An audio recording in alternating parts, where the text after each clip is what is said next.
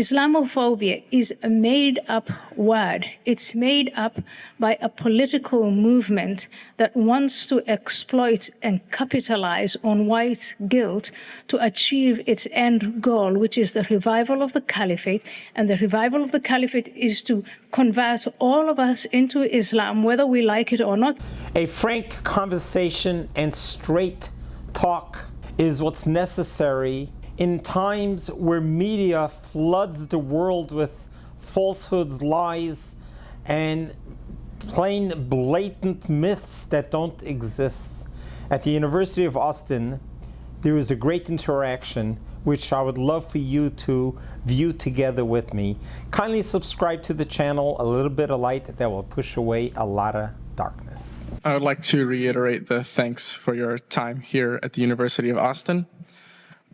What I wanted to ask you was, you speak of Islamophobia and classes like Black Studies as phony ideological things, but I was curious as to what makes them different. What makes white supremacy different, or like Islamophobia so different from anti-Semitism, as there, we did import many African slaves that died in the millions, and so did South American countries even more so.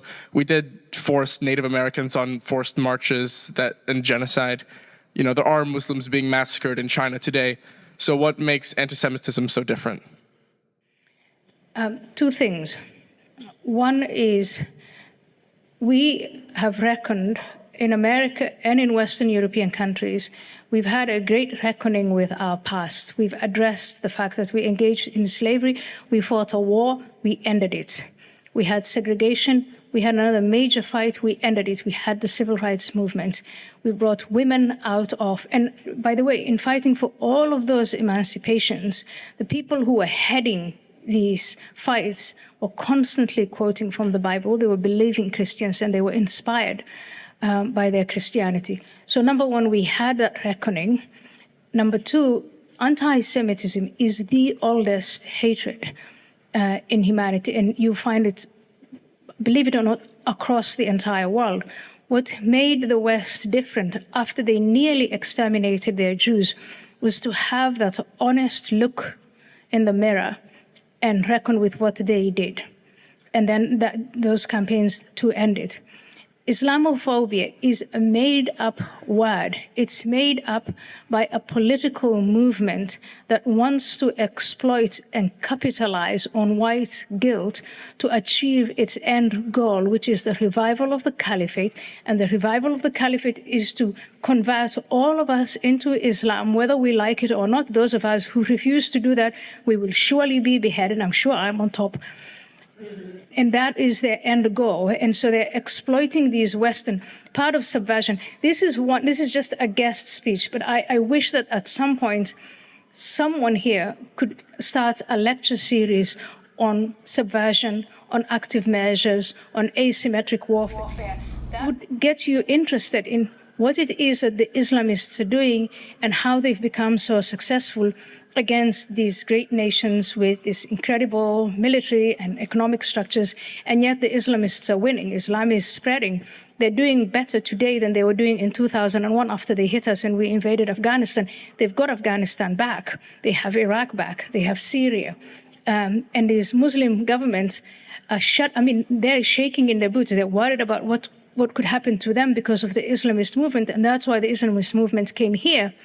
And they're exploiting principles like freedom of speech, freedom of religion, freedom of association, and so on.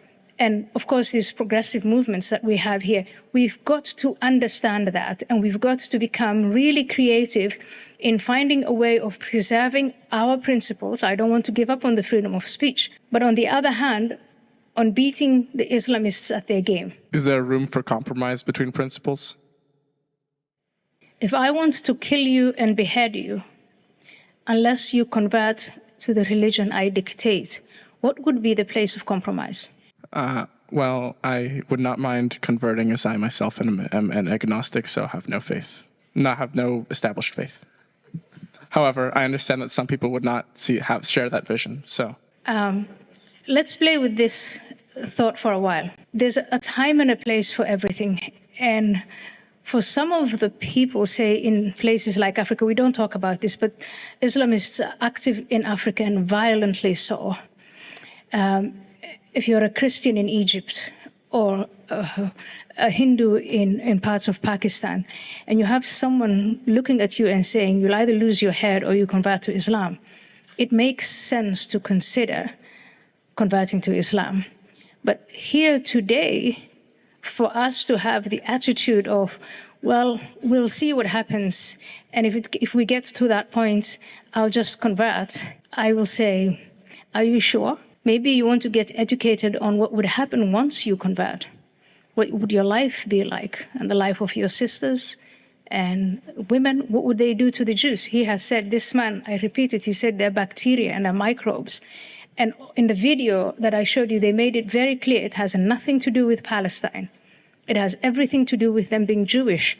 So they are going to annihilate the Jews. Will you stand by and watch that? Maybe I should give Introduction to Islam and Islamism as a lecture series, and once you understand what it's all about, you might develop a backbone.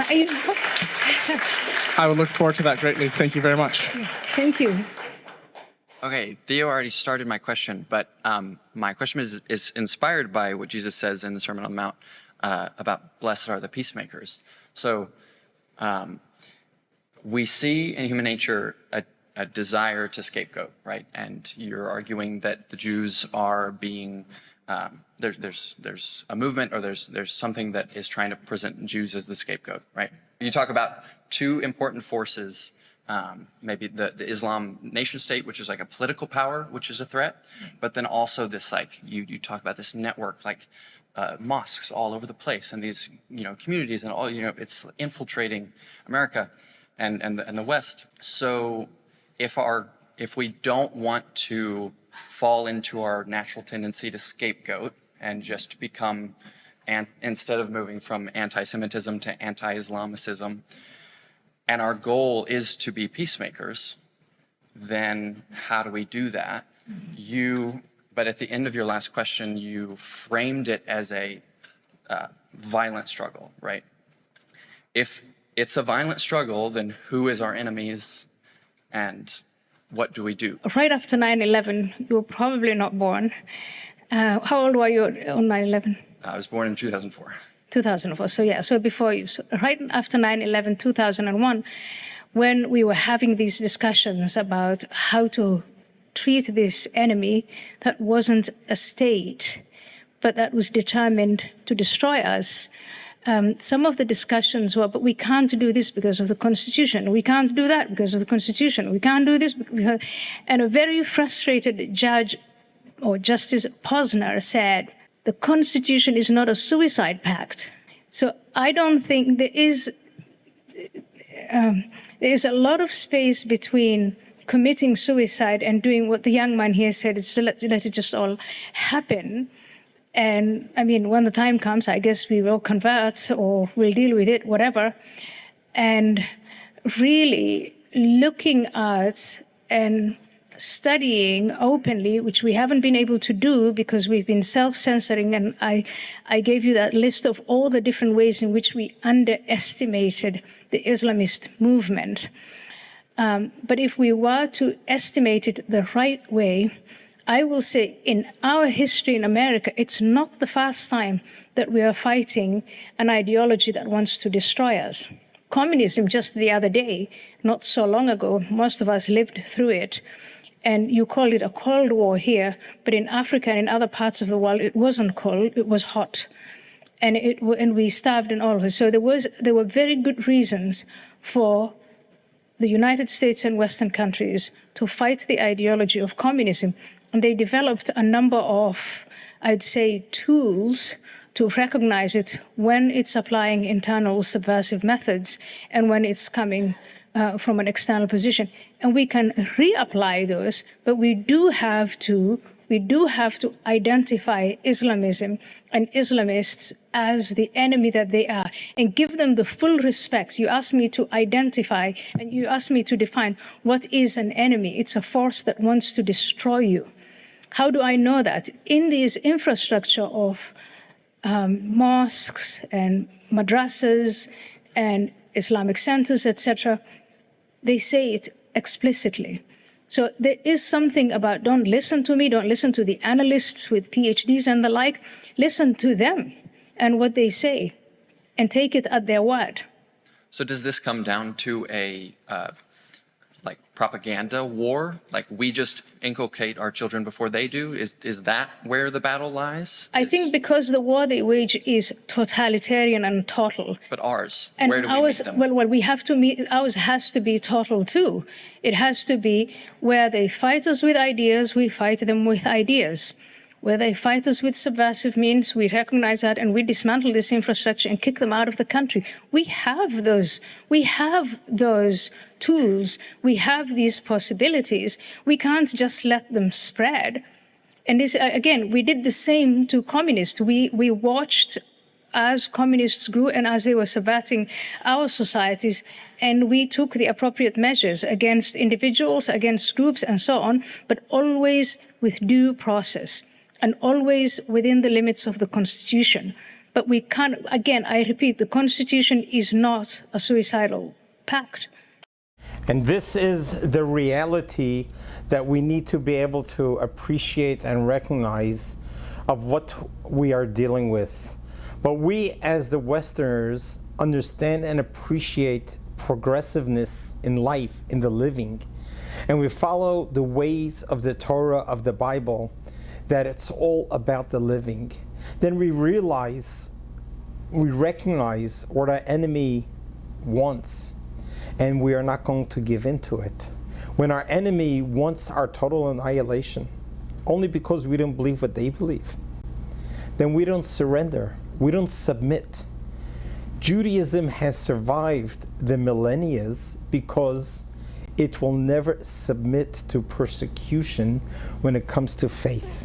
When it comes to giving up your faith, Judaism would rather die than change your belief system. Because we're committed to our system. We're committed to God. We're committed to believing in one God. And we will not bow down to any idols. We will not worship any other idols. We will not worship anything else but God in heaven. And this has been our success, is our integrity, our loyalty to God, the creator of the world, the omnipotent God in heaven. And this is what she was trying to explain, to understand that yes, if we are threatened with our life or we convert to Muslim, then the world has faced that during the Inquisition. Either you worship or you die. Sadly, there are some of us that are still stuck in those days. We're in the 21st century. It's time to let those days go and embrace freedom, freedom to practice religion and to support each other's religion and to accept God's teachings from 3,000 years ago as it's relevant today. God willing, there'll be peace in Israel and peace throughout the whole world, and we'll see greater and better times. God bless you. God loves you.